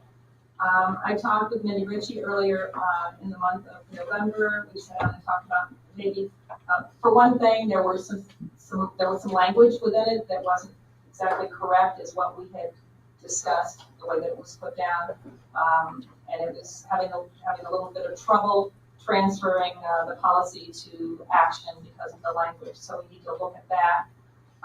And then I think we just need to sit down with the counselors and Mr. Houston probably and see if, in addition to that, there are any other areas that need to be tweaked before we look at making any changes, so that we make sure we get it right. So hopefully, Member Pickrell and Ms. Ritchie and maybe some counselors and Mr. Houston before our January meeting can get together and bring that back.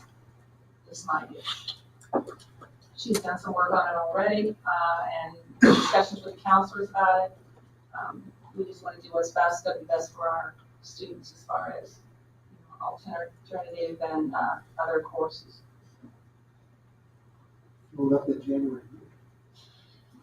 Sure does sound like that, huh? Okay. Insurance, Member Sherman. Well, well, we did have a meeting just prior to switching insurance. I think it's gone pretty well since then. I don't know if Dr. Asplin has any additions to that. He's probably had more feedback as to the transition than I am. Well, I have heard a lot of positive feedback from improving our insurance area. I would say by and large, we've received very positive feedback. We knew the transition would be a little uneven, just because of the timing of it, but we're working as hard as we can to make sure we have all the right information. And I would thank all of the staff members who have reached out to us, the central office, to kind of inform us of unique circumstances that they had that we didn't know about. And we've worked to work through those, and I met with Mr. Sharp today to set up a meeting for Wednesday to kind of review all of those issues to make sure, we were staying abreast with each other here on this. And we're going to set up an insurance committee meeting, hopefully in the very near future, to kind of run through those. Okay. Great. Negotiations. Any good news to us? Well, I think we had some business that kind of overtook us last month, but we are hopefully scheduling the meeting immediately after the holidays. We had hoped to schedule one before the holidays, I think. We get overtaken by other events. Sounds good. And recruitment for educational diversity has not met yet. All right. Oh, I skipped policy. Anything to report? We're reviewing policies. We already done it. There's always review, so there you go. And we're reviewing 1 and 2 as a board in January. Okay. All right, great. Comments by members of the Board of Education. Member Glasnovich. Member Sherby. Well, I went to Steel School for their Steel Superstars lunch, and that was a great experience. I really enjoyed it. Even with the kids, listening to all their stories, doing some great things over there, and I look forward to going back again. Otherwise, we went to our educational conference, and I thoroughly enjoyed myself there. It was nice to get to know the board and the other members in a better way, and a whole lot of good training and interesting classes.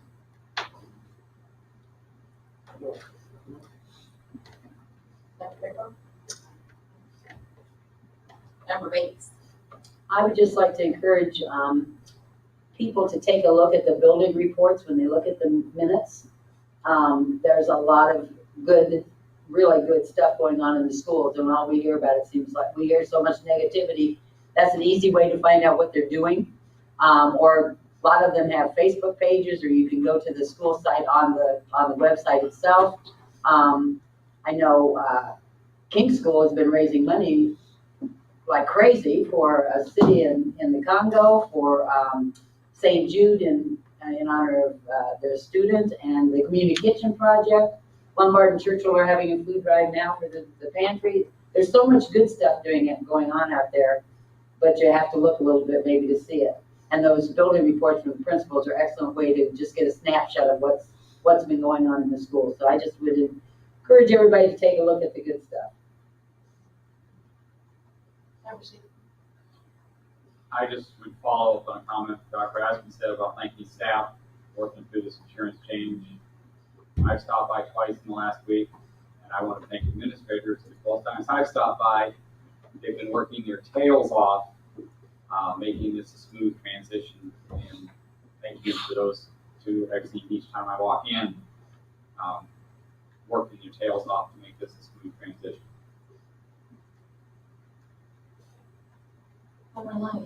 Well, in the board reports, I was happy to see that there's 2 schools that are doing activities relative to countries in Africa. So our students realize there's not a country called Africa. And local recognition of what's out there. So it's good to see that the world studied in a totally Eurocentric manner.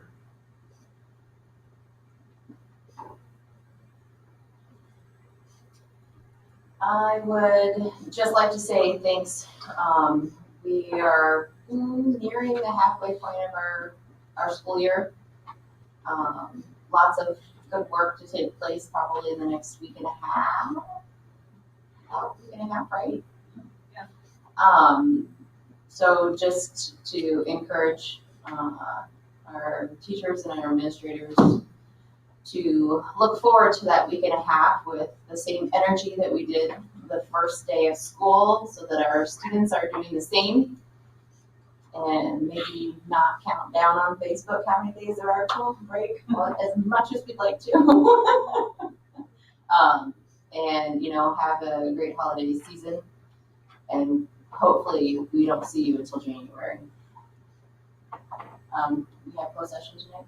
I would make a motion to go into closed session. Future board agenda items. Oh, right. I want to bring up something that you brought up.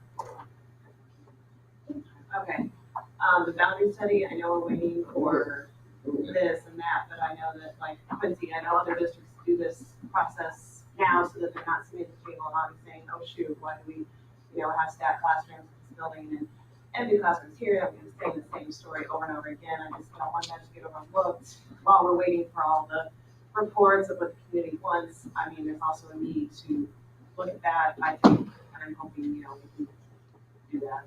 That January meeting. Well, I don't know what the timeline is, but I don't want to. No, but I agree with Right, sooner rather than later. People need to know if we're gonna change the boundaries before this school year is over.